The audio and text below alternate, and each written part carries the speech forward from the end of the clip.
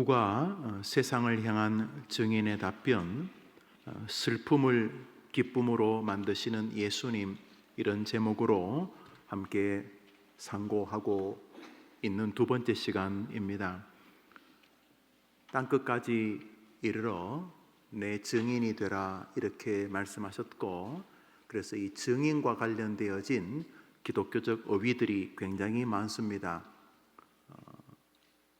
선교사, 설교자 혹은 교회의 일꾼들을 보편적으로 예수의 증인 이렇게 부르죠. 그리고 우리가 하나님의 말씀을 증거한다 혹은 증언한다 이렇게 말하는 것도 다 법정의 요소인 것이죠. 그러니까 어떤 일에 대하여 그것이 분명하다 혹은 그것이 그르다 라고 하는 것을 표현할 때 그것을 확실하게 표현하는 사람들을 증인이라고 부르는 것이죠.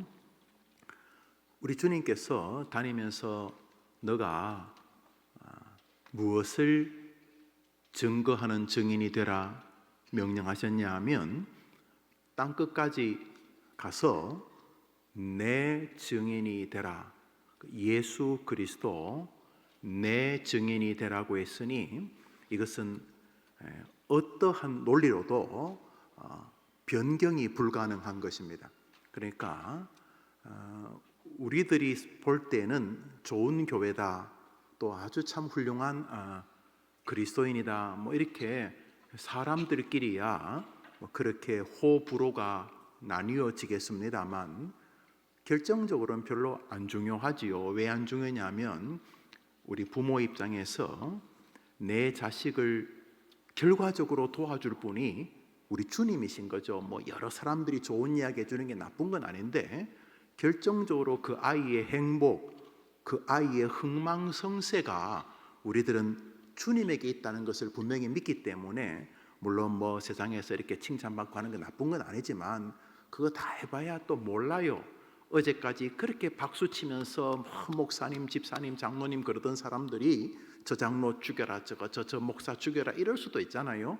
예수님도 예루살렘에 올라오실 때 자신들 옷을 벗고 종려나무 가지고 흔들며 호산나 호산나 메시아를 외치던 사람들이 수틀리니까 예수를 십자가로 외치던 그 사람이거든요. 그러니까 사람의 인기가 나쁜 건 아니지만 굉장히 그거 바람 같은 것이기 때문에 거기 자꾸 집중하면은 보편적으로 목회든 인생이든 다 이렇게 한 방에 가지 않습니까? 그래서 우리는 늘 머릿속에 이렇게 좋은 관계도 다 좋은데 저쪽 우리 주님에게, 왜냐하면 이분이 도장을 찍어주면 누가 뭐래도 길이 열리는 거고, 저분이 관심을 끄시면 온 생 난리를 부려도 망하는 것이기 때문에, 우리들은 그저 부모 입장에서 자녀, 그 자녀의 자녀, 손자, 그 아이들까지도 결과적으로 저분에게 달렸다. 우리는 기독교인들이 그분을 믿는 거죠. 그러니까 우리는 예수님에게 잘 보여야 되는 거죠. 사실은 그래, 예배도 그분에게 잘 보이려는 것이고, 만사도 다 그분하고 상관이 있잖아요. 기도, 밥 한 끼 놓고 기도도 예수님 이름으로 하는 거 보십시오. 뗄 수 없는 관계. 근데 주님도 우리에게 뭘 이렇게 빙빙 애둘러서 그렇게 한 자락 깔고 말하지 않고, 한번 따라합시다. 땅끝까지 가서 네가 살아있는 동안 내 증인이 되라. 누가 말했다고요? 예수님. 엄밀히 말하면 이것은 과거와 현재와 미래를 통틀은 것입니다. 네가 정상적인 기독교인이라면 내 증인이 되어 있을 것이다. 죽는 날까지 너는 빼도 박도 못하고 그렇게 될 것이다. 이게 뭐죠? 내 증인. 예수님이 좀 단호하시죠? 나, 성령님도 말고 심지어 하나님도 말고 내 증인 나. 그런데 하나님도 성령님도 삼위일체께서 동의하신 것입니다. 왜냐하면 예수의 증인이 되는 것이 하나님의 증인이 되는 것이고 성령님을 높이는 것이라고 수납하신 거죠. 우리도 합시다. 예수의 증인이 되라. 그러니까 딴 거는 뭐 잘 몰라도 뭐 교회 시스템이 어떻고 뭐 교회는 어떻고 뭐 집사 뭐 목사 이런 몰라도 예수님에 대해서는 할 말이 많은 증인이 돼야 되는 거예요. 우리 아동부 학생들도 뭐 다른 교회 학생들하고 뭐 잘 놀고 그런 거 못해도 뭐 교회 잘 몰라도 예수님에 대해서는 너무도 할 말이 많은 사람, 그것도 그냥 주워 들은 이야기가 아니라 너무 좋아하는 분이었어. 내가 너무 고맙고 정말 나와 너무 사랑에 빠져가지고 그저 입만 열면 그 사람을 자랑하고 싶은 것처럼 우리 주님이 우리에게 예수의 증인이 되라 이렇게 말씀. 그러므로 목사는 예수님에 대해서 할 말이 많아야 돼요. 집사님, 권사님, 장로님, 우리 기독 청년들은 예수님에 대해서 할 말이 많아요. 마지막 날 하늘에 가서도 하나님 앞에 다 그 보좌 모든 것이 다 드러난, 완전히 다 까발려지는, 우리가 지은 죄, 내가 아는 죄, 내가 알지도 못하는 죄까지 완전히 하나님 앞에 다 드러나는 그 순간에 우리가 다른 건 몰라도 그 하나님의 심판대 앞에서도 예수님에 대해서는 예수님 때문에 고맙고 예수님에게 죄송하고 예수님 때문에 감격스럽고 그 죽을 때 막 심장이 막 뛰다가 탁 멈춰서 이제 심장이 목사님 아빠가 돌아가시는 거 봤는데 숨을 쉬다가 내쉬다가 쉬셨는 것 같은데 이렇게 내뱉지를 못하요. 숨을 못 쉬어서 죽는 게 아니고 내가 우리 아버지 보니까 들이마신 힘을 못 내쉬어서 돌아가시는 것 같더라고요. 아닐 수도 있고 숨을 못 쉬는 거지. 자, 저도 어느 날 그날이 오겠지. 숨을 더 못 쉬는 순간, 그러나 그 육체고 이거 몸뚱아리고 내 영혼은 그때도 또렷한 정신을 가지고 하나님 앞에 딱 서겠죠. 그때 우리는 말할 수 있어야 돼요. 주님, 내 육체가 멈추는 순간에도 나와 함께 해주셔서 감사합니다. 할렐루야. 그리고 하나님 보호자 앞에 가서도 죄송한 거 많지요. 좀 더 신실하고 더 부지런한 목사가 될 수 있었는데, 조금 더 성도를 사랑할 수 있었는데, 이 몸뚱아리 어차피 다 다를 건데 뭐 아낄 필요 없이 더 지우개처럼 잘 이렇게 달아가지고 그래 갈 수 있었는데 죄송하겠죠. 그렇지만은 예수님에 대해서는 너무도 할 말이 많은 진심으로 사랑에 빠졌어. 이것이 주님이 우리에게 원하시는 것이죠. 한번 더 합시다. 내 증인이 되리라. 너가 정상적인 은혜를 경험한다면 이런 뜻인 거죠. 내 증인이 되어야 한다, 이런 거죠. 쉬워요. 기독론이 예수님이 해야 돼. 성령론, 교회론 그런 것들. 물론 웨스트민스터 신조를 중심으로 하면 다 정리는 되지만은 그런 거 몰라도 예수님에 대해서는 너무도 사랑하기 때문에 할 말이 많았어. 예수님에 대한 증인의 삶을 주님이 우리에게 요청하시는 것이죠. 이것이 지난 국가까지의 정체성입니다.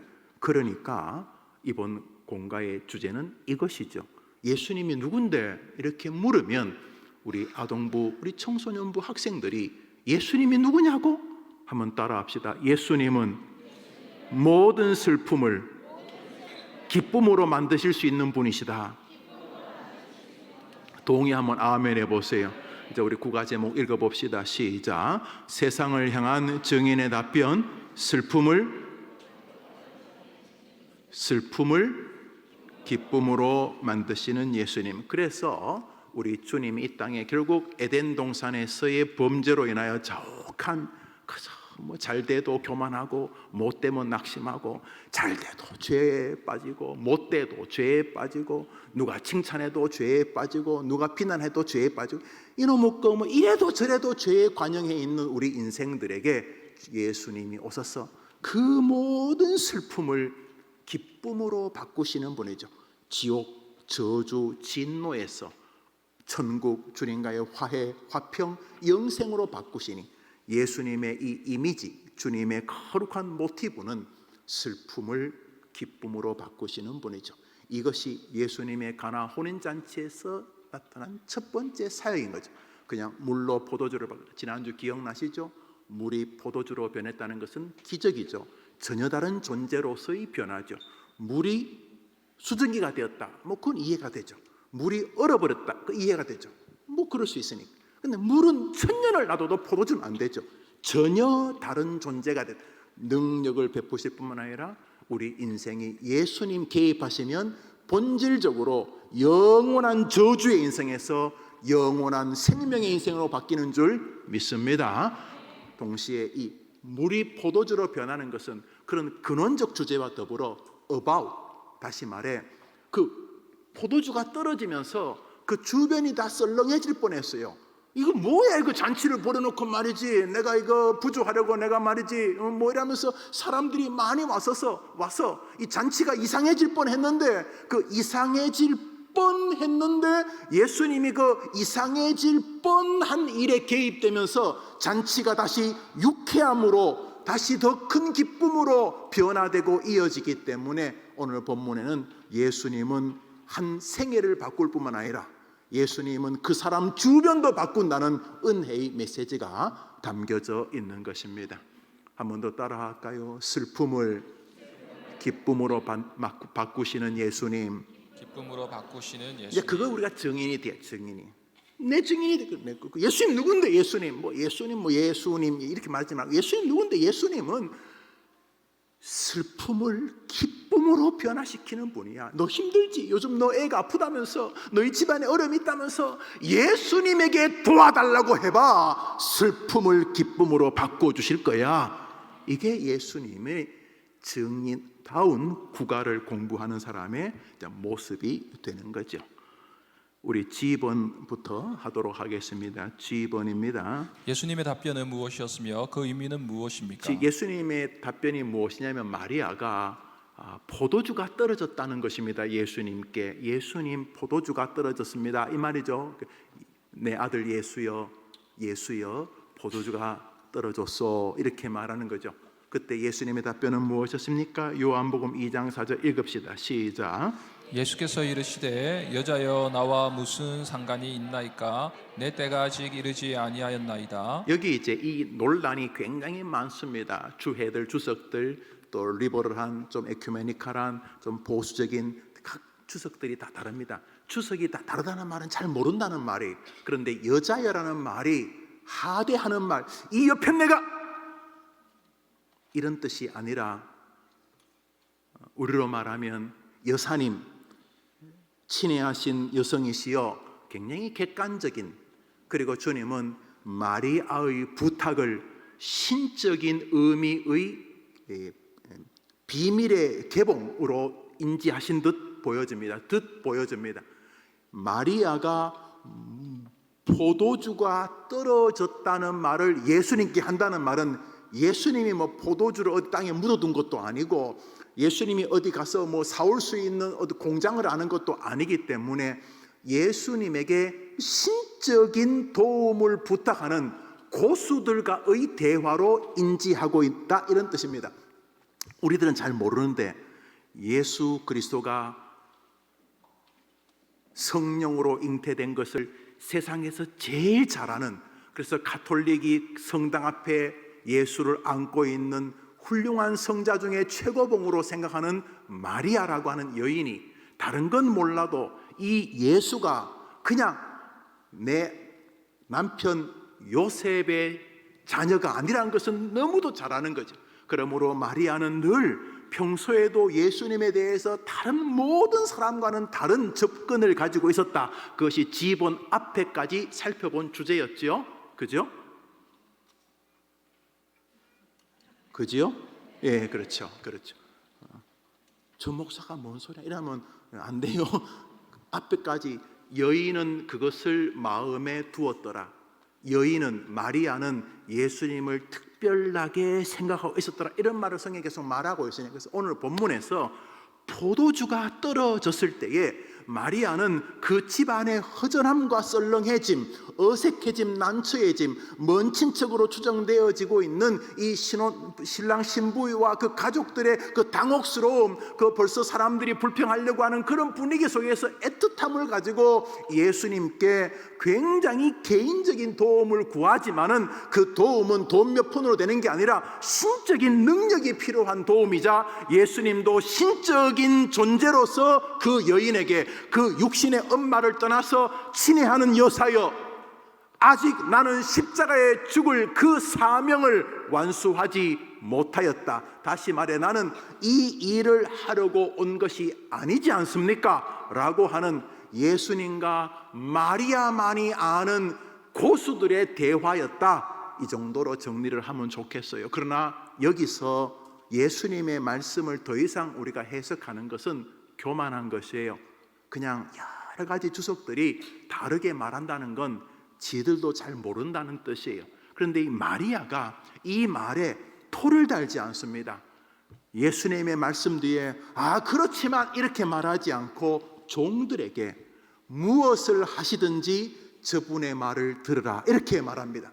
그러니까 이 여인은 애틋한 마음을 가지고 예수님만이 아는 영광스러운 세계를 다 모르지만은 예수님이 신적인 존재란 사실은 인지하고 있었다. 예수님께서 이 여인이 포도주가 떨어진 슬픔을 당하는 가정에 신적인 도움을 구하자 다시 나의 사명은 이 인류를 구원하기 위하여 십자가를 지는 것이라는 말씀을 다시 말씀하시는 기회로 삼으셨다 까지로만 정리하면 될 것입니다. 중요한 것은 오늘 본문에서 예수님의 내 때가 이르지 아니하다는 말을 우리가 많이 살펴보지 않는 것은 우리가 그러한 지적인 능력에 도달해 있지 않습니다. 바울의 말도 해석이 만만치 않은데 예수님의 말씀을 과도하게 우리의 편의와 상황에 맞게 해석하려고 하는 것은 무리입니다. 그러므로 내 때가 이르지 아니하였다는 말은 그 마리아에게 자신의 죽으심의 이유, 이 땅에 오신 이유를 다시 한번 기록하시는 것이다, 언급하시는 것이다. 마리아는 그 높으신 성자 하나님의 말씀을 제 이해를 못하지 않았겠는가 저는 추정을 합니다. 그러나 마리아의 간절한 마음은 주님께서 이 집안에도 긍휼을 베풀어 주시기를 바라는 마음의 표현으로 보여집니다. 이 주님께서 대중적인 수백 명, 수천 명, 수만 명에게 설교도 하셨지만 예수님은 12의 혈루병 걸린 여인이나 자기 딸이 죽어가는 12살짜리 아이의 아버지나 이런 한 개인이나 한 사람에게도 관심을 기울이셨기 때문에 오늘 이 요한에게서는 인류의 구원자지만 우리 개개인의 구원자고, 인류의 구원자지만 슬픔을 당한 한 가정의 위로자라는 사실을 소개하려 하는 것으로 인지하면 될 줄 압니다. 중요한 것은 예수님의 말씀이라기보다는 오늘 본문에서는 물을 포도주로 만드는 이 상황에서 벌어지는 예수님의 행적임, 예수님이 마치 그 본문만 따로 떼면 안 하실 것 같지 않습니까? 내 때가 아직 이르지 아니하였습니다. 그 마리아에게 어머니라고 하지도 않고 공적으로 친애하는 여인이여, 당신의 몸을 통해 성령님이 말씀하셨지요. 성령님이 보라, 처녀가 잉태하여 아들 그 이름을 임마누엘 예수라 하라. 성령님이 말씀하셨지요. 하나님의 택함을 받은 친애하는 여인이시여. 그러나 나는 아직 십자가의 진리를 사람들에게 온전히 보이지 않았습니다. 더 물을 수 있지만 이 마리아도 겸손하게 예수님의 그 놀라운 구원의 사역을 다 인지 못한 것으로 보입니다. 예수여, 내가 당신의 말을 다 이해하지 못하겠습니다. 그렇지만 부디 이 가정을 긍휼히 여겨주십시오. 종들아, 여보시게 이분이 말씀하시는 대로 순종하시게. 이렇게 일단락이 되어집니다. H번을 보겠습니다. 그곳에서 예수님이 하신 일은 무엇입니까? 읽읍시다. 시작. 거기에 유대인의 정결 예식을 따라 두세 통 드는 돌 항아리 6이 놓였는지라. 예수께서 그들에게 이르시되 항아리에 물을 채우라 하신즉 아기까지 채우니 이제는 떠서 연회장에게 갖다 주라 하심에 갖다 주었더니 연회장은 물로 된 포도주를 맛보고도 어디서 났는지 알지 못하되 물 떠온 하인들은 알더라. 연회장이 신랑을 불러 말하되 사람마다 먼저 좋은 포도주를 내고 취한 후에 낮은 것을 내거늘 그대는 지금까지 좋은 포도주를 두었도다 하니라. 예수께서 이 첫 표적을 갈릴리 가나에서 행하여 그의 영광을 나타내심에 제자들이 그를 믿으니라. 예, 우리가 잘 알죠. 이스라엘에 가면 손 씻을 물이 그런 항아리에 있었다고 합니다. 아마 마실 물은 아닌 것 같고 마실 수도 있겠지만은, 그러니까 절대로 맹물도 아니고 이렇게 물을 잘 만들어서 음식을 만들 만한 물도 아니고, 그런데 우리 주님이 개입하자 가장 존귀한 물, 최고급의 포도주가 되었다는 거죠. 완전한 질적인 변화, 거의 발이나 씻길 정도의 물이 한 병에 수백만 원 혹은 수천만 원 하는 와인이 되었다, 이런 뜻이 되는 것이죠. 그렇죠. 아주 놀라운 변화가 그 가정에 있게 되었습니다. 결국 요한복음이 말하려고 하는 것은 분명합니다. 예수님이 전능자시다 하는 것이죠. 그게 핵심이죠. 그리고 그 주변에서 예수님은 인생들이 기쁨으로 이어지기를 기대하신다. 우리가 충분히 유추할 수 있죠. 예수님은 어색한 기쁨이 절망으로 바뀌어지는 것을 기뻐하시기보다 절망으로 바뀌어질 뻔했던 가정에 기쁨을 이어가게 하시는 분이시다. 우리의 인생, 우리를 이 땅에 보내신 하나님의 그 영광스러움이 존귀와 감격으로 이어지는 생애가 되도록 만드시는 분은 예수님이시다. 별로 별 볼 일 없는 그런 종류의 인생이 예수님 개입하시면 본인도 다른 사람도 복되게 하는 만나는 포도주가 된다. 인생을 유쾌하게 하고 다른 사람도 복되게 하는 생애가 된다. 이러한 큰 그림이 예수님의 가나 혼인잔치 첫 번째 기적에서, 이적에서 있었다. 우리가 잘 압니다. I번입니다. 하인들의 태도에서 두드러진 신앙적 자세는 무엇입니까? 읽읍시다. 시작. 예수께서 그들에게 이르시되 항아리에 물을 채우라 하신즉 아기까지 채우니 이제는 떠서 연회장에게 갖다 주라 하심에 갖다 주었더니 연회장은 물로 된 포도주를 맛보고도 어디서 났는지 알지 못하되 물 떠온 하인들은 알더라. 연회장이 신랑을 불러. 예. 이 본문 안에서는 아주 다양한 우리들이 추정 가능한 교훈들, 교리들이 많이 담겨져 있습니다. 우선은 하인들은 마리아의 명령을 쫓아 예수님에게 순종합니다. 그래서 항아리에 물을 채웁니다. 항아리에 채운 게 질이 좋은 포도주가 아니었고 항아리에 채운 것은 물이었습니다. 그러니까 물을 한 바가지 두 바가지 해서 항아리에 가득 채웠습니다. 채우는 것은 물이었고 그것을 그 결혼식을 주관하는 사람에게 가져다 주었을 때 그 사람이 떠 마실 때는 포도주였습니다. 그러니까 어느 시점에 물이 포도주로 변했는지는 잘 알지 못합니다. 그러나 분명한 것은 물을 채웠다는 것이고 그 채운 물을 연회를 주관하는 집사에게 가져가서 그가 떠 마셨을 때에 포도주였다는 것이죠. 어느 사이에, 배달하는 어느 사이에 무슨 일이 벌어지게 된 것입니다. 여기 하인들의 태도에서 두드러진 신앙의 자세는 무엇입니까? 보이지 않지만 여기 아주 훌륭한 주연급 조연들이 바로 이 하인들입니다. 예수께서 그들에게 이르시되 항아리에 물을 채우라. 왜요? 이런 것도 없습니다. 계속 일직선으로 채웠더니 계속 프로세스가 진행이 되어집니다. 이 프로세스가 진행되기 위해서는 순종 혹은 자기 주장의 낮춤이 존재하는 거죠. 여튼간에 이 하인들이 예수의 말에 신적인 권위를 느꼈는지 형언할 수 없는 힘이 예수님에게서 투영이 되었는지 하인들이 물을 채웁니다.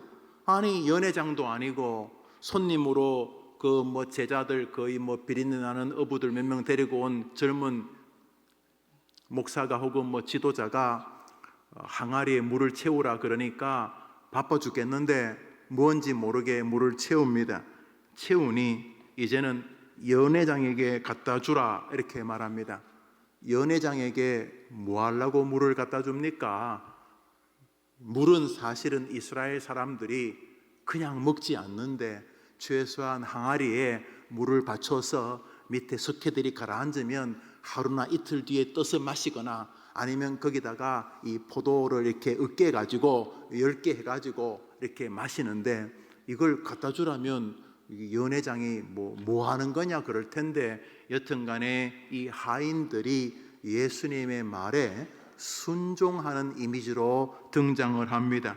자, 이렇게 해서 갖다 주었는데 이것을 사람들이 보고 연회장이나 사람들이 마시고 아니 이렇게 질이 좋은 포도주가 그대로 있다니 야, 이 집 잔치 제대로 하네 하면서 칭찬을 하게 됐는데 이 하인들은 자기들이 포도주를 가져온 게 아니고 물을 가져온 것임을 잘 아니까 그 연회장이 마시고 질 좋은 포도주를 운운할 때 하인들은 어찌해야 될 바를 몰랐을 것입니다.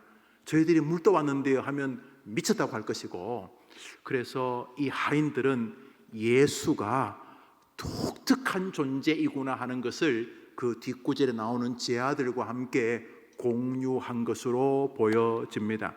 결국 하인들에게서 보여지는 일은 순종의 자세입니다. 어떤 면에서 우리는 이 하인들 같지 않습니까? 세상 사람들에게 예수의 능력을 전달하는데 우리는 예수가 아니잖아요. 우리는 하인들이죠. 물을 포도주로 만드시는 분은 우리가 아니고 예수님이시죠. 그런데 주님이 우리의 손을 쓰시는 거죠. 우리 원로 목사님의 신학교 동기시죠. 동기시고 총신대학 원장을 지냈던 신성종 박사님이 제가 첫 목회를 했던 대전중앙교회 담임 목사님이셨는데 그분이 그런 말씀을 즐겨 하셨어요. 약간은 좀 특이한데 그래도 하도 뭐 세계적인 신학자시니까 제가 뭐 이렇게 평가할 수 없죠. 그분이 하셨던 말 중에 하나가 이거예요. 한번 따라해 볼 거예요. 하나님은 손이 없으시다. 그걸 자꾸 따라해가지고 나는 저 외팔이 자꾸 그런 느낌이 들더라고요. 손이 없다는 말은 무슨 뜻인지 알죠? 하나님은 우리의 손을 필요로 하신다는 거죠. 무슨 말인지 아시죠? 주님이 하실 수 있어요. 항아리 쪽으로 주님 한마디면 옮겨지겠지만 우리 하나님은 우리의 순종의 하녀의 행위를 하인의 행위를 원하시는 것으로 보여집니다. 우리가 그 사람을 바꿀 수는 없어요. 우리가 그 사람을 물에서 포도주로 못 바꿔요. 그런데 우리는 그 물로 포도주를 바꾸는 예수님을 전할 수는 있어요. 그래서 여보게 예수님 믿으면 길이 열려 이것은 우리에게 맡기신 사명인 줄 믿습니다. 우리가 말한다고 변하는 건 아니라고요. 그런데 우리가 그 물이라고 하는 이 진리를 이 예수님의 이 명령이란 진리를 전달합니다. 그냥 우리의 그 뭐 전도의 실력이라는 게 뻔해요. 포도주가 막 그 질 좋은 그런 신학이 막 나오지 않아요. 우리는 그냥 맹물 같아요. 맹물 하는 소리도 비슷하고. 그런데 우리가 주님 말씀을 순종해서 주님께서 전하란 그 메시지가 그 맹물 같다는 맹물 맛도 없어. 그냥 그저 그런 메시지야. 그런데 여보게 예수 믿으면 길이 열려 이렇게 말하는 동안 놀랍게도 우리의 그 맹물 같은 전도의 힘이 포도주로 바뀌어 그 사람을 변화시키는 줄 믿으면 한번 아멘 해보십시오. 안 하잖아요, 전도. 그런 생각 안 드십니까? 왜 우리 보고 전도하러 당신이 하면 되지, 하나님이? 저는 가끔 그런 생각을 해요. 하나님이 한번 겁주면 여러분 예수 안 믿겠어요? 불신자가 아침에 뭐 예수가 어디서 하고 운전하는데 갑자기 하늘에서 구름이 쫙 모이더니 이번 주 교회 안 오면 너 즉사하고 싹 사라져요. 뭔 말인지 모르죠. 아침에 이렇게 일어났는데 마지막 꿈이 너 끝까지 교회 안 나가지? 너 오늘 끝 이렇게.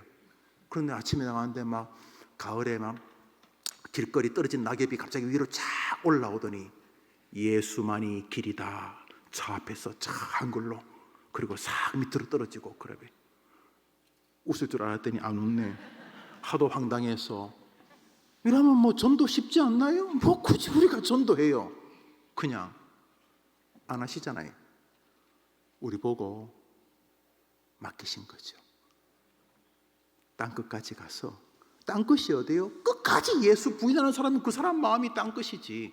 가서 내 증인이 되라. 예수 믿으면 물이 포도주로 변한다. 예수 믿으면 뒤집어진 인생이 제대로 서게 된다. 예수 믿으면 끝없는 열등감과 좌절과 시기와 우울증에 걸린 인생이 예수 믿으면 축복과 영광의 생애로 바뀐다. 하나님이 우리에게 하인처럼 전달하라고 명령하시는 줄 믿습니다. 그러니까 하나님에게 자꾸 뒤집어 씌우지 말고 여러분이 그 사람에게 가서 전도 안 한 거예요. 그 세탁소 아줌마한테, 그 편의점 아저씨한테 여러분이 말 안 한 거예요. 예수님이 왜 포도주를 못 바꾸냐고. 왜 못 바꾸요? 바꾸시지. 왜 그 물 떠가지고 예수님 한마디면 물이 저절로 옮겨지지. 근데 주님은 우리의 순종을 요구하고 계시는 것입니다. 우리 주님 뭐 역사하셔서 예배 안 드려도 뭐 그냥 가슴에 막 말씀을 세게 못질하듯이 박으실 수 있는 분 아닙니까? 그렇지만 주님은 우리에게 안식일을 기억하여 거룩히 주의 전에 나와 예배하게 하셨습니다. 여러분이 예배하러 나오는 그 모습 속에 하나님은 주의 종들을 통해 물로 포도주를 바꾸는 역사를 여러분의 생애 동안 주실 줄 믿으시기를 바랍니다. 그래서 신성용 박사님께서 하나님은 손이 없다는 표현을 쓰신 것이죠. 그 손은 누구에게 맡기신 거죠? 우리에게.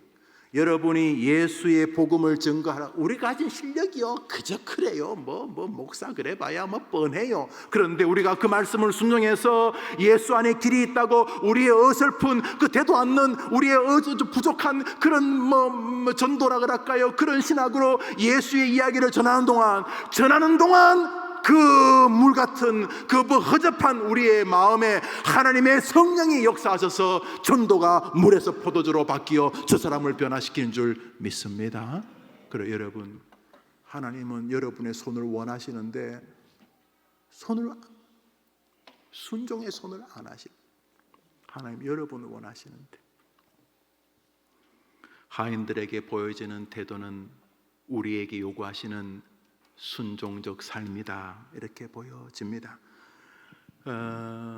조지 휘필드라는 분이 1차 대각성 운동에 미국에서는 조나단 에드워드가 중심이었고 영국에서는 찰스 웨슬리 형제와 요한 웨슬리 형제와 이 조지 휘필드가 중심이었습니다. 조지 휘필드는 우리 칼빈주의자이고 요한 웨슬리는 알미니안 감리교적, 우리 칼빈주의죠. 저는 뭐 훨씬 더 이 조지 휘필드가 탁월하다고 생각을 합니다. 여관집 아들이었는데 어릴 때부터 축도하고 놀았다잖아요. 축도하고. 뭔 말인지 모르죠. 이 탁월한 설교자가 뭐라고 말했냐면 한 번뿐 인생에 그냥 갑자기 팍 이렇게 부셔져서 죽기보다 주님을 위해서 이렇게 달아서 없어지고, 그 말 참 멋진 말이죠. 달아서 없어지고 주님께 마지막까지 주님을 위해서 쓰임 받다가 하늘나라 가고 싶다. 그렇게 정말 그렇게 되셨죠. 그런 것처럼 우리의 남은 생에 하나님의 순종을 여러분의 손을 통해 원하시고 여러분의 마음을 통해 원하신 줄 믿으시고 여러분이 주님의 영광스러운 영광을 다른 사람에게 전달하는 하인들 되기를 축복합니다. 그러는 동안 여러분이 순종해서 이렇게 하는 어느 시점에 여러분이, 그리고 여러분 주변이, 그리고 그 사람이 물에서 포도주로 변하는 것을 보시게 될 것입니다. 변함없으신 우리 주님 때문입니다. 제2번입니다. 예수님은 강야에서 돌을 떡이 되게 하라는 요구는 거절하셨으나 이곳에서는 물로 포도주를 만드셨습니다. 둘의 차이는 무엇이라고 생각합니까? 예, 사단도 비슷한 거잖아요. 사단도 돌멩이를 떡으로 만들 때 어차피 먹는 거잖아요. 여기서도 이스라엘에서 물은 잘 못 먹고 잔치에는 어울리지 않는 것인데 좀 부족한 물을 포도주로 만들라고 하는데 주님은 왜 그건 안 하고 이쪽에서는 하셨느냐 하는 거죠. 중요한 것은 하나님의 영광을 드러내는 것이냐, 다른 사람을 긍휼히 여기시냐, 이 두 가지가 기준입니다. 한번 더 합시다. 하나님을 사랑하고 이웃을, 사람을 사랑하라. 그러니까 결국 예수님께서 사단이 돌을 떡으로 만들라는 것은 예수님의 교만, 예수님의 자기 자랑을 하게 함으로써 사단이 예수님이 자신의 보신을 위해서 자신이 하나님으로 받은 능력을 자랑질하는 쪽으로 쓰임받게 하려는 사단의 잔수, 결국 주님의 영광스러움이 위해서가 아니라 사단에게 나를 뻐기기 위하여서 행하는 이적에 주님은 동의하지 않으셨던 것입니다. 나는 충분히 높은 자다. 온 천하 만물이 내 발 아래 복종하지만 나는 기꺼이 우리 하나님 아버지를 순종하기 위하여 이 땅에 왔다. 그래서 주님은 자기의 이름을 드높여서 자신을 교만하게 인지하게 할 만한 상황을 만들지 않아서, 우리 주님은 능히 그러셔도 됩니다.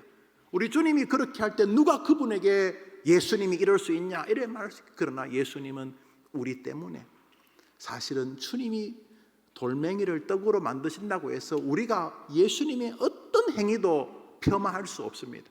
우리 인지를 넘는 세계이기 때문에 뭐 예수님이 기냐 옳으냐 이런 건 말이 안 되는 거죠. 그런데 주님은 우리를 위해서 주님이 주신 은혜를 나의 보신이나 나의 교만을 나타내는 방식으로 사용할 우리들을 위하여서 주님은 기꺼이 그 일을 하지 않으셨습니다.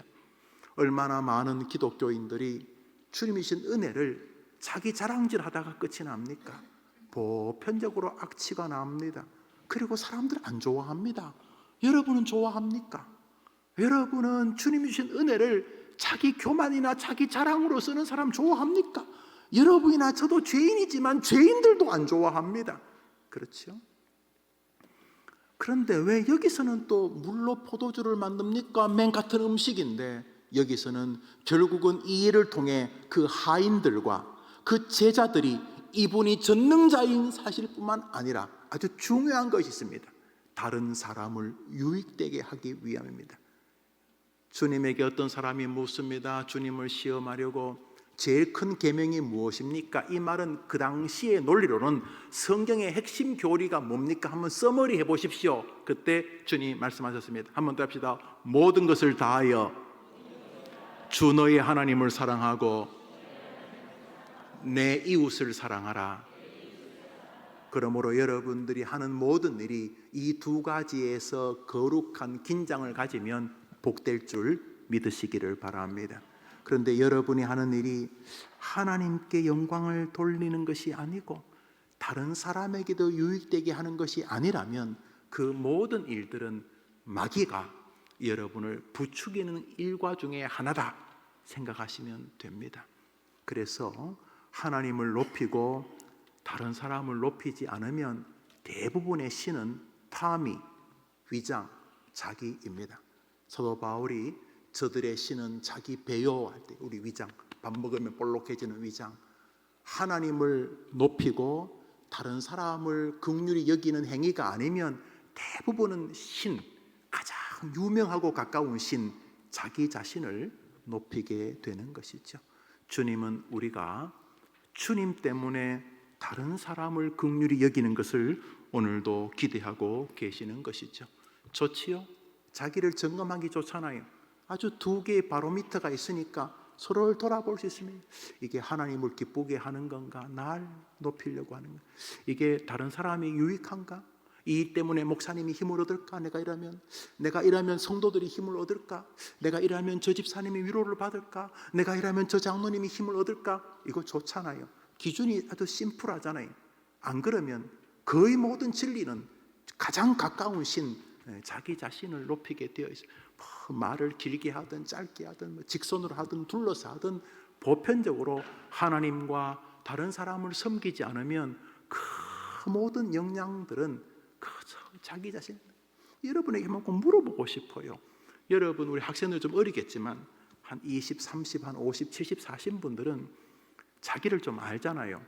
여러분이 퍼슨이라고 여러분의 전인격, 여러분의 모든 그냥 에너지, 힘, 여러분의 사고, 편린 한 조각까지 여러분이 바들바들 떨면서 여러분의 모든 걸 끌어가지고 여러분을 섬길만 합니까? 여러분이 그렇습니까? 전심을 다해 여러분 자신이 여러분이 경배할 만한 존재입니까? 의와 진리와 윤리와 인격과 말하는 내면의 세계, 여러분이 모든 힘을 다해서 몸을, 마음을, 뜻을, 목숨을 다해 경배할 만합니까? 자기 자신이? 아니잖아요.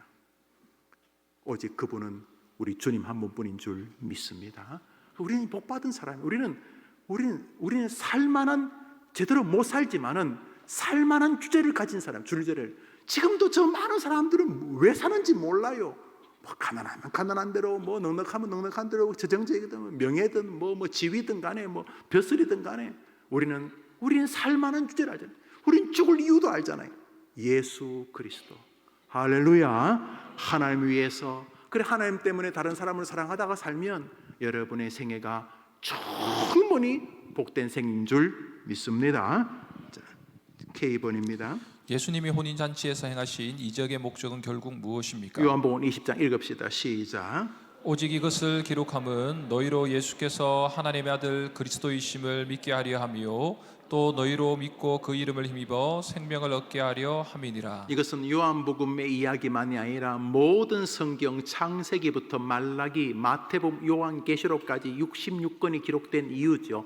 창세기 에덴 동산의 기록 이유가, 요셉의 고난의 이유가, 그의 아버지 야곱의 간사함의 이유가, 야복강에서 이스라엘로 바뀌는 이유와 말라기에서 성전 문을 닫았으면 좋겠다는 주님의 진노가, 마태, 마가, 누가, 요한의 세례 요한의 임재와 마구간에서 예수님 태어나심과 예수님 고난당하심과 죽으심과 부활하심과 세상의 종말까지 성경 66권을 기록한 이유는 한 가지입니다. 오직 예수가 그리스도, 우리의 구원자, 하나님의 아들이라는 사실을 알려주기 위함인 것입니다. 오직 피할 길이 예수님 안에만 있는 줄 믿습니다. 그러므로 요한복음 21장 이 구절은 요한복음의 주제만이 아니라 27권 신약 성경만의 주제가 아니라 온 성경의 주제요, 아니 온 인류가 묻는 모든 물음의 답변인 것입니다. 100만, 1000만, 억만 가지 질문이 있을 수 있습니다. 어떻게 하면 행복해요? 어떻게 하면 잘 살 수 있어요? 어떻게 하면 잘 죽을 수 있어요? 어떻게 하면 고난을 이길 수 있어요? 어떻게 하면 잘 될 때 겸손할 수 있어요? 어떻게 하면 행복할 수 있어요? 수천만 가지 질문이 있어도 백문일답, 답은 한 가지예요. 예수 그리스도. 예수 그리스도. 어떻게 하면 길이 있냐? 예수님께로 가봐. 너무너무 힘들어요. 어떻게 해요? 예수님께 도와달라고 해봐. 이 질병 말기래요. 이제 며칠밖에 못 산대요. 어떡하죠? 예수님께로 가봐. 백문일답. 1000가지 만가지 질문이 있어도 답은 한 가지, 예수님 안에 있는 줄 믿습니다. 그 말입니다. 그러므로 가나 혼인잔치의 이유가 뭡니까? 뭐 많은 이유가 있지만 예수만이 밍밍하고 맛없는 인생을 만난 인생으로 바꾼다, 여기 길이 있는 줄 믿습니다. 예수님 개입하면 슬퍼질 뻔했던 인생들, 예수님 개입하시면 답답하고 길이 안 보이던 인생 주변 자체까지도 다 바뀌어지는 줄 믿습니다. 이게 가나 혼인 첫 번째 주님이 베푸신 이적입니다. 담고 버리는 물음입니다. 가나 혼인 잔치의 이적에는 어떠한 상황과 사람들이 동원되었습니까? 네, 여러 사람이 동원되죠. 우리 주님의 능력을 이미 알고 있는 마리아, 그 다음에 그 됨을 묵묵히 지켜보고 있는 제자들, 그리고 예수 그리스도의 명령을 순종하고 있는 하인들, 그리고 예수님이 능력자란 사실을 친히 증명한 포도주 맛을 본 연회장, 그리고 예수님 무슨 일이 벌어졌는지 모르지만 그 하인들의 순종으로 인하여 결국 기쁨을 이어가게 된 결혼식의 주인공, 신랑과 신부와 그 가족들, 수많은 사람이 등장하는데 예수님 계시면 그렇게 우리 인생은 복될 줄 믿습니다. 여러분 때문에 여러분 주변이 복되기를 바라는 것입니다. 그렇게 되기를 바랍니다. 여러분의 인생이 마무리가 되어질 때 그곳이 노인병원일지 요양시설일지 여러분 가정일지 모르지만 여러분의 마지막 순간에도 여러분 때문에 그 주변이 복되기를 바라는 것입니다. 우리가 그렇게 끝이 나야 되는 것입니다. B번입니다. 한 집안의 사소한 문제와 간청도 들어주시는 그리스도의 첫 이적이 나에게 주는 교훈은 무엇입니까? 무엇이겠습니까? 무엇이겠습니까? 한번 따라합시다. 예수님은 온 우주의 주인이시지만 내 가정과 내 개인에게도 전능자시다. 믿으시죠? 예, 가나 혼인 잔치는 예수님의 수천만 명을 향한 이적이 아니라 한 결혼식을 하고 있는 젊은 신랑 신부를 위한 긍휼이셨고 한 가정을 향한 자비 있었습니다. 그러므로 주님은 너무 거룩해서 나 같은 인생은 별 관심이 없을 거야. 우리 교회도 이렇게 교인이 많은데 우리 주님 뭐 내 아이에게 그래 관심을 가지시겠어? 우리 병든 노모에게 무슨 관심을 아니올시다. 우리 주님은 온 우주를 통치하시지만 우리 한 사람 한 사람도 기억하시는 줄 믿습니다. 어미가 젖먹이를 잊을지라도 나 여호와는 너희를 잊지 아니하리라. 엄마가 젖먹이를 못 잊지요. 아이가 울면 엄마가 벌떡 일어나죠. 젖이 퉁퉁 부러지면서 아이 젖먹일 거 알죠. 그저 그냥 아이에게 내 모든 생명이 가 있지요. 어떻게 어미가 젖먹이를 잊을 수 있겠느냐? 혹시 어미가 젖먹이를 잊을지라도 나 여호와는 너희를 잊지 아니하느니라. 우리 주님 말씀하신 거죠. C번입니다. 하마터면 곤혹과 난처함에 빠질 뻔했던 잔치집에 기쁨이 이어진 이유는 누구 때문입니까? 누구 때문입니까? 예수님, 그리고 마리아, 그를 긍휼히 여기는 마리아, 그리고 예수님의 말씀에 묵묵히 순종하는 하인들입니다. 여러분은 예수님은 아니지만 혹시 다른 사람의 아픔을 보고 예수님 저 집 너무 힘든데 어떻게 하면 좋지요? 이런 마리아이시면 얼마나 좋겠습니까? 저 사람 너무 힘든데, 저 청년이 너무 힘든데 예수님 제 좀 도와주시면 안 됩니까? 여러분이 마리아이면 얼마나 좋겠습니까? 여러분이 하인처럼 묵묵히 항아리에 물을 따라 주님 믿고 그것을 배달하는 순종자이면 얼마나 멋지겠습니까? 왜 여러분은 주님의 은혜를 그냥 얻기만 하는 신랑 신부만 해야 합니까? 혹시 여러분에게 마리아의 은사를, 그 하인들의 순종의 은사를 기대하고 계시는 것은 아니십니까? D번입니다. 슬픔을 기쁨으로 만드시는 예수님이 나에게 주는 교훈은 무엇인지 스스로 진술해 봅시다. 예수님 개입하면 언제나 슬픔은 기쁨으로 변할 수 있는데 나는 왜 이렇게 계속 슬프지? 어디가 문제가 있는 것이지? 그렇게 한번 이 공과를 리뷰해 보신다면, 특별히 성경을 이렇게 한 절씩 적어가서 리뷰해 보신다면 여러분의 답이 있으리라 생각을 합니다. 이 마지막 질문은 각자의 답이 다르겠네요. 4번 읽읍시다. 가나의 혼인잔치를 시작으로 본격적인 공생애를 시작하신 예수님은 그 후 니고데모를 비롯한 다양한 사람들을 만나고 병자들을 치유하시며 각종 기적을 베푸심으로 자신의 구주되심을 계속해서 선포하셨습니다. 예수님의 사역 스타일은 많은 무리를 이끌고 다니시며 다양한 군중들과 만나는 일종의 대중전도였습니다. 그러면서도 주님은 여전히 한 사람 한 사람을 소중히 여기는 개인전도를 병행하셨습니다. 앞으로는 다수의 대중을 향해 당신의 사명을 드러내셨으며 뒤로는 각 개인을 향한 아버지의 사랑을 전하셨습니다. 우리는 다음 주에 주님의 사역에서 드러나는 사명자로서의 자기인식과 무리와 개인을 대하는 주님의 전도 사역의 태도를 살펴볼 것입니다. 다음 주를 준비하는 우리가 스스로에게 던지는 질문은 이것입니다. 주님은 어떻게 사명자로 사셨으며 그분을 구주로 따르는 나는 어떻게 사명자로 살고 있습니까? 네, 우리는 예수님의 첫 번째 공생애 사역 가나 혼인잔치에서 물로 포도주를 만드시는 이 사건을 시작으로 예수님의 공적 생애가 출발되었음을 이제 보게 됩니다. 여러분, 신약 성경은 특히 복음서는 예수님의 생애, 복음, 가스펠, 예수님의 생애에 맞춰져 있는데 시간적으로 보면 이미 우리가 몇 과에 살펴보았지만 예수님의 약 30여 년의 공생애 가운데 예수님의 사역에 약 3년치밖에 없다고 해도 과언이 아닙니다. 예수님의 나실 때에 있고 몇 가지 에피소드와 해프닝이 있고, 또 예수님이 성전에서 12살 근방에 아주 짧은 내용이 있습니다. 성경은 그것으로 우리에게 주실 정보가 충분하다고 인지하고 계시는 거죠. 예수님의 공생에 제 아들을 부르는 사건도 있지만 놀랍게도 복음서의 한 60에서 70%는 예수님의 마지막 약 한 주나 두 주의 사역입니다. 성경이 꽤 복음서가 마태, 마가, 누가복음이 볼륨이 있고 누가복음이 볼륨이 있지만은 예수님의 생애에 예수님의 나시고 그래서 사시고 죽으시고 부활하심의 사건 가운데 압도적인 분량은 예수님의 마지막 두 주 정도입니다. 거의 모든 예수님에 대한 복음서는 예수님의 마지막 생애에 맞춰져 있습니다. 이미 느낄 수 있습니다. 성경이 말하고 싶은 것이 무엇인지. 예수님의 약 3년 정도의 생애를 우리가 식사만 해더라도 성경은 이 볼륨이 거의 10배를 넘어가야 됩니다. 우리야 밥 먹는 게 별거 아니지만 예수님의 식사는 그 자체가 구세주 전능자의 식탁 교제이기 때문에 엄청난 볼륨이 필요합니다.